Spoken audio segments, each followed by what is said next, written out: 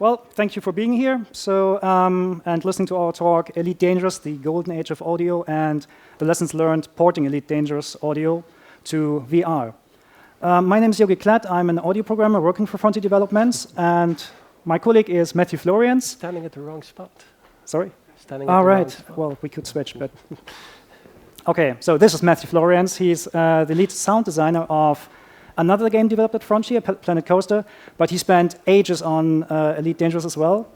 So let's take a look at what we're going to do. Well, first, I have to say that we have a really good audio team at Frontier. So we have 9 sound designers, 5 programmers, 1 music supervisor, and even 1 dedicated person in QA. And this helps us to do actually the work that we need to do to create those 2 big projects, Elite Dangerous and Planet Coaster. So this talk will be about how we port an existing game with a developed audio environment to VR. But to contextualize this, we need to take a look first how game audio developed from the past to present. Afterwards, we'll look briefly into what VR means for Elite Dangerous, and then we go into the details, how we did our porting process, and then we'll sum it up at the end. So, Elite Dangerous. Anybody here seen Elite, played Elite? Oh, thank you so much. You supported us being able to be here. For those of you who haven't, Elite Dangerous is a game that recreates our galaxy. It puts billions of stars in it, and you can travel basically to any star you can see in the night sky and go there and trade and do all sorts of things with a large group of people at the same time.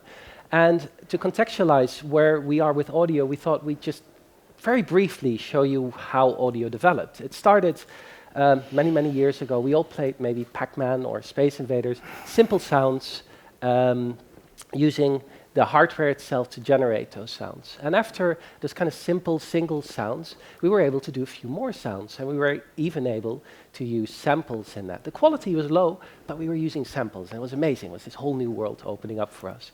And in all of that, we have a one-on-one relationship. Something happens on the screen, and there's a sound to represent that. And closer to home, where we are now, we have many sounds. We can do loads of sounds at the same time. The quality is amazing. That's no longer a problem.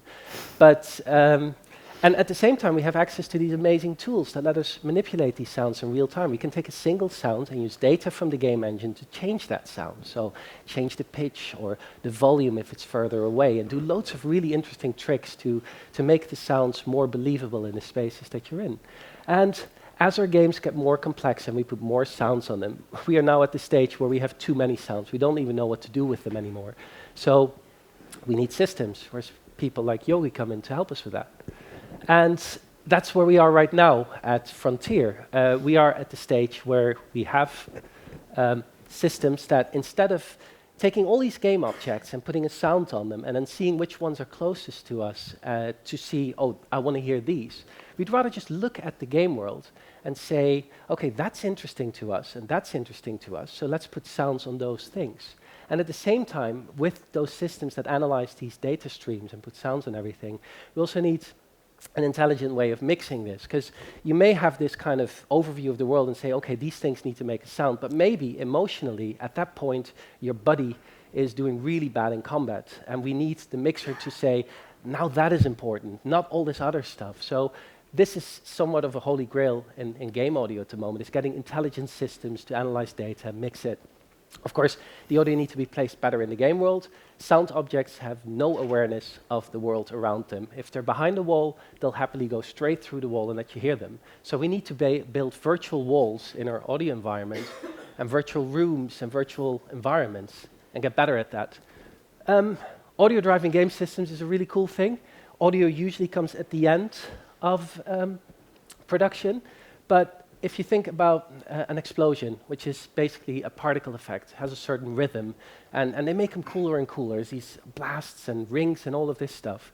And then they give that to the audio department, and we're like, the rhythm is all wrong. This isn't cinematic. We have to push like all these things happening at the same time in too short a space of time. Wouldn't it be better if we supplied really cinematic, Hollywood-like sound effects, and then either put markers in it or analyze the data and say, let's trigger these particles when these sounds happen? And we create kind of different sounds, and we have built-in randomization. So that's a very simple system, but think of combat, think of music triggering enemies. There's loads of things where audio can really make the experience much more cinematic. Finally, because it is a VR conference, we might talk as well about VR a little bit, we think generative audio makes a lot of sense in VR. In VR, you have so much interaction with the game world around you that it doesn't make sense to press a button to open a door. You want to hold the door and open it, and gamers want to break stuff, to look at all sorts of things and see if I can hear it, if I do this, and all this nonsense. It's really hard to create sounds for all of that, unless you let the data drive the way the sounds sound. So, lots of talk. Let's listen to what Elite Dangerous actually sounds like.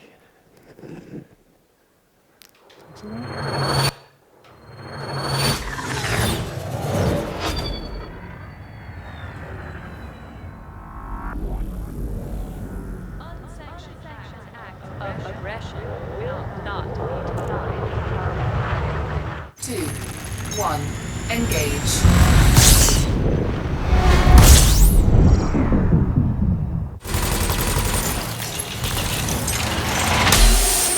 Cabin pressure alert.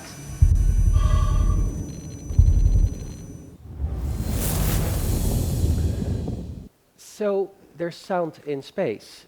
One of the questions people always ask us is, how is there sound in space? That's not very technically correct. Well, space is really large, and if you have a spaceship moving through this large black environment, you have no idea how fast you're going. So very quickly we decided we need to make the sound translate what your ship is doing. So the logic behind it is there's this virtual speaker array, and it just recreates the environment around you. So there's still no sound in space, but as far as the pilot is concerned, there is. Elite Dangerous, in October 2013, David Braben, who is the founder and CEO of Frontier Developments, was already talking about VR and about how we are gamers, and we really wanted to explore this kind of VR environment. And Elite Dangerous is a perfect vehicle for doing that, because in Elite Dangerous, you basically play a ship. You're always seated in the cockpit of a ship. We never take the perspective away. We always let you just experience the environment from a seated position. It's very, very good for VR, because it means we have a framework that our senses can relate to always, and that makes VR much nicer to experience. If you lose the framework, if you're just looking into this world, you get all these problems with nausea, and, well, everybody who's worked a little bit on VR knows about these things. So we basically present the space as being a ship. And one of the really cool things about thinking like that, not necessarily for VR, was that if you look around, HUD elements just pop up out of midair, just looking at them. And we've heard all these amazing talks now. This is something that everybody seems to be doing. You look at something, and it happens. So we have a video for that as well.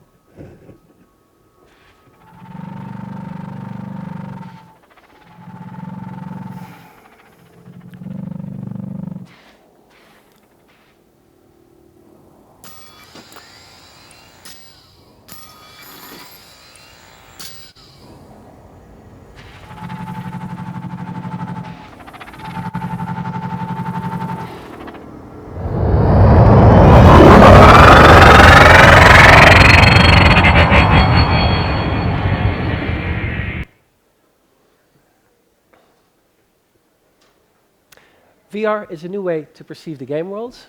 Ideas we developed for our flat gaming experience don't always translate well to VR. Think of camera shakes. In this world where frame rate is everything, we need the audio to be incredibly reliable as well and have very low latency. That means it has to respond very quickly to what you're doing. And our tools have been built for this flat gaming environment. We have to reinvent how we use them in VR. Okay, so the next few slides are about 3 specific problems we came across in Elite. And the first one is, well, in the process of porting the audio of Elite to VR audio. And an obvious problem that we went into was audio performance. So a year ago, a user submitted a bug report, essentially stating that my audio is glitching and my audio is dropping out. But at the same time, the game was running smoothly with 60 frames per second. And we were like, oh, what? Doesn't really make sense. However, if you look at the specifications of that system, this user had a had a really good graphics card and a really low-spec CPU.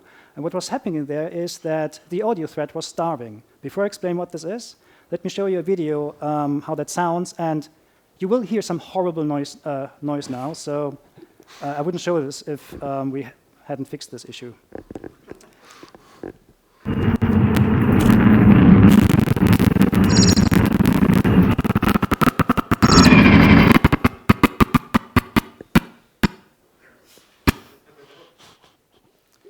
Yeah.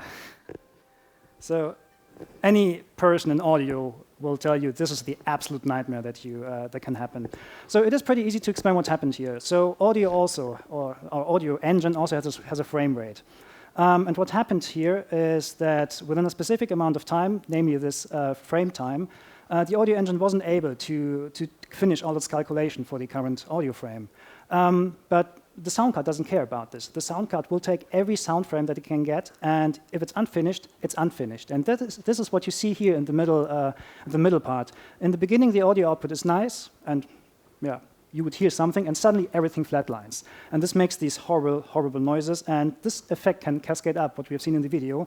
At some point, the audio engine can't keep up, and the audio environment completely drops out. So we knew that the audio engine was doing too much work, and well, the first approach we were taking was reduce the amount of work that we can do, that the audio engine does. Sound designers can help with this by using less complicated sound effects, by using less expensive real-time manipulation, but they can only do this to a certain point, because at some point you start to degrade the audio environment, and this is what we really don't want to do. So then we took a rather unorthodox approach. We just took the audio frame rate and reduced it drastically. Essentially, this means we're giving the audio engine more time to do its work. And this solved like all of our clipping problems, everything. Everything was smooth and nice, but the cost of this is that you increase the latency. So after the changes, it took a longer time until we trigger an audio sound in the engine and hear the output played back by the sound card. In flat gaming, well, this is like screen-based gaming. For us. This is no problem, because on the screen there's so much stuff going on, and if you introduce a little bit more of latency, you don't really care about this. Your brain kind of adapts to that. So we were really happy with the solution, and really glad, and until a few weeks ago when we looked into VR audio. Because the moment we put on our consumer version Rifts and looked around, we got the most horrible experience ever, because all our audio objects were lagging behind, and they were lagging behind badly. So you had a ship in front of you firing at you. You looked to the right, and it was still firing at you from the front, and this was like really, really weird. So we have a really hard dilemma in VR, because how do you supply a reliable audio output at an extremely high VR frame rate on a low-spec CPU? Well, you can't. It is simply not possible. So we borrowed, but we kind of know how we want to approach this problem. So what we're going to do is we look at how the graphics departments do things, and we simply will give players an option to set the latency of the audio engine. So they can actually then adapt the latency to the capabilities of their machines. So this was like the first big problem that we had. The next problem concerns more sound design in VR, and I think Matt is a much better person to talk about that. I think you've done some great work in your time. No. That's fine. Yes, second use case, audio design. Audio design is not just taking a sound from a CD and putting it in the game engine. I don't think any audio designer serious has ever done that. Although, well, anyways, we create sounds from various sources. We implement them in the game engine. Now, implementing takes about as much time as it is to create a sound. It means that you prepare the sound to be driven by game data, to respond to the needs of the game. And then we create a space. You want a sound effect to sound different when you're outside or inside. And that's a very important part of game audio right now. Of course, audio design needs to provide feedback, which needs to be quick and obvious to the player. And a lot of that is an approximation and an exaggeration. We're gaming on a flat screen, so we have to exaggerate a lot of the things that happen there to give you a bigger sense of things that are going on in your game. And we have an example of that whole idea of creating a sense of space. There's a video, and you're gonna, if you can concentrate on the laser weapons fire on the big ship in the center, you'll hear how it's muffled at first, and as you come closer by, it becomes less muffled. That's an example of using game data, distance in this case, to modify a single sound so that it sounds more in the space that you're in.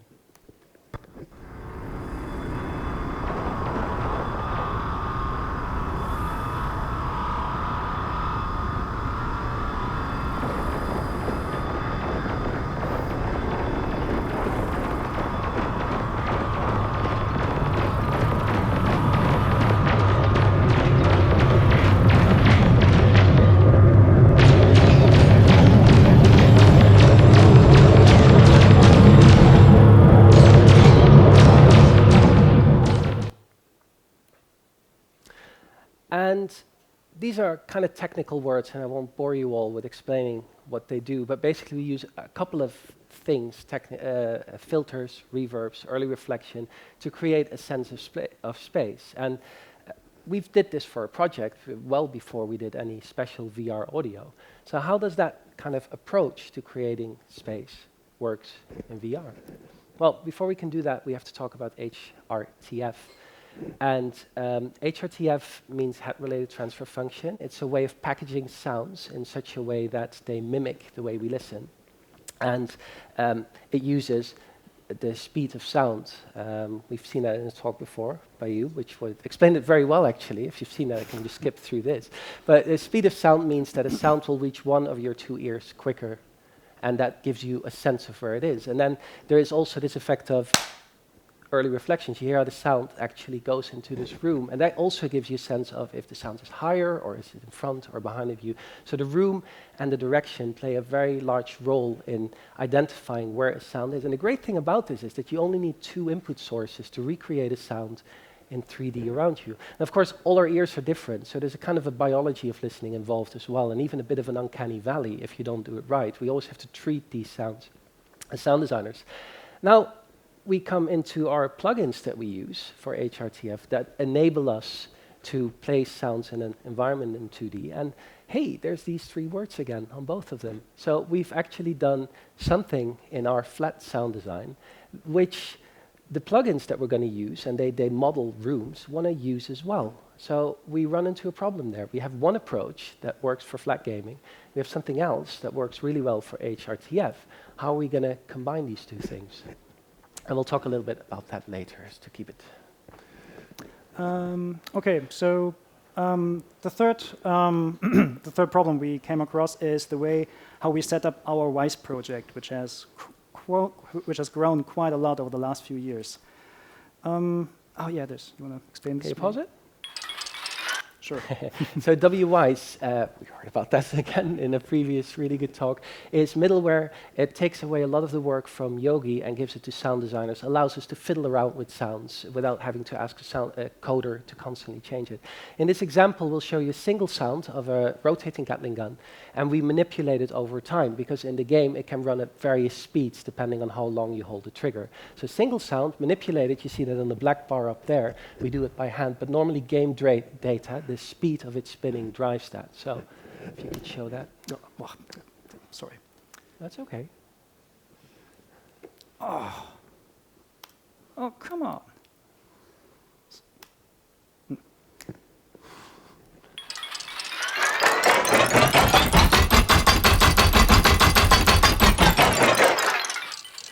So, and if we could lower the volume a little bit for this. This is an overview of all the sounds coming in while you're playing the game. It's a lot of stuff happening, and WISE keeps track of it all, fires sounds off in the right times, all the sounds are coming in on this side. What's also interesting is this is the positions of sounds in our space, and as you can see, all we know is where sounds are and how far out they are. We don't know if there's walls or things blocking them. We have to build that with really intelligent systems. And finally, this is data arriving from the game in real time to our engine, like speed, acceleration, turning, and we use this data to manipulate sounds in real time. So, so much about introduction into WISE.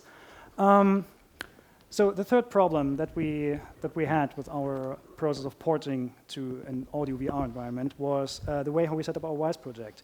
So Wise has a really, really nice function, and this function is of grouping together audio objects which, in a sensible sense, well, belong together. And this is really helpful. It helps mixing the game. It also has the CPU performance a lot. So it's so cool that we use it everywhere. I mean, everywhere in our project. We do not have a single sound which is not routed to one of our about 100 mixing buses. So these groups are called mixing buses. If I could, yeah, sure. It's interesting to think about this as recording an orchestra and not wanting every single violin to be on a single kind of input channel, and then somebody says, can you make the violins louder? You have to go to all these individuals. So you group them together on these mix sliders, which is what you were talking about, but sometimes helps me to think of orchestras, keeps me calm. So now to a more, well, this is obviously not the graphics from the currently dangerous version, but it, well, this kind is of how we explains like well, it, so well the sound runs yeah. well. So in the beginning, we have the game world, and within the game world, we have some audio objects which are placed in this 3D world. So, and as early as possible, because we save a lot of CPU and mixing time with this, we sum them together in our mixing buses. But what happens at this point is we're losing the individual sounds and convert them into an audio stream. And we can do a lot of nice things with these audio streams. For example, think about you're flying around in space with your wingman close to you. You hear the ship engine sounds. Then suddenly an explosion happens, and a sound designer would like to emphasize this explosion. So what they do is they reduce the volume of all other sounds to give the explosion sounds more room in the mix. But the cool thing here is that this calculation of reducing the volume is applied only one time in during the game, as opposed to many times on each individual objects. So this is a really, really handy thing for mixing buses, and we can do also a lot of other things with these mixing buses, so adding effects, reverbs, and whatever. So, however, Matthew was talking about HRTF plugins before. And you probably got the idea that positioning information is really important for HRTF sounds to work well. So, but the first thing we do in our use of mixing buses is we get rid of this information. So, and this brings us into a really, really hard place right now, because when we port over the audio to a VR environment, we do not want to change our project much, and we also do not want to change the acoustic identity that we developed for 3 years. So we have two options. Either we move all the effects and all the processing from mixing buses down to an audio object level, which would increase the CPU time immensely. Or the other way around, we apply 100 instances of these HRTF plugins onto a mixing bus level, and those HRTF plugins, they are really expensive in terms of CPU time. Sometimes, not all of them, but some are. So either way, we don't really see a good way out of this, because both options are way too CPU intense for us. Well, we have a way, maybe, but this is where you take over again. Oh, danke. Yeah, let's get to some of the lessons we learned from these 3 user cases. We talked about audio options. Graphics have been having audio options for a long time, and it's maybe time, until we've got better audio hardware, to bridge that gap by giving people the option to set the latency. Maybe people don't mind having a bit of a slower response because they don't have the horrible glitches anymore. And the problem Yogi talked about means that we have to create a flatter mix structure, which means less of these buses everywhere, and think differently about how we set up a project. It's not just plug and play with these plugins. You have to really think about where they come into your project and think about it beforehand. And this is really hard when you're porting such a big existing project, but we'll solve it. We have some ideas for that. One of the things is be smart about where it can make a difference. And if you think about the space around you in a close space and a far away space, it's the close space that you interact with the most. If you move your head around, it's those close objects that are most important to you for getting a great localization. So partitioning your space into far away and close by is not something we naturally do in our projects. We just look at distance and not add close and far distance. And that's something we're changing to. On Planet Coaster, we're already doing that. We're treating the space as something that's close up and far away. And then the final part we touched about a little bit is that the whole thing about exaggerating in sound design to make the flat experience more interesting. or realism, which you need in VR, because in VR, the correct representation of a space is far more important than it is in a flat environment. And it's not saying that it isn't important there either. Of course, we'd love to have the best of both worlds.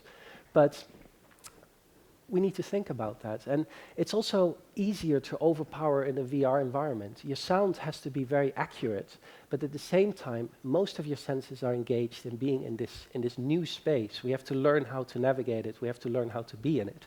So maybe sound design needs to take a step back and only concentrate on the most important things, which in film mixing is very normal anyway. So that's I think, just a good practice. And that's kind of the things we learned so far. But I think it's a common theme on all these talks, is that we're all still learning. And the nice thing about listening to the talks that you've been given is that it seems we're all moving in kind of the same directions, which is performance is king, make good decisions, and fail a lot. Don't be afraid to fail ever, because it's creativity's most powerful tool.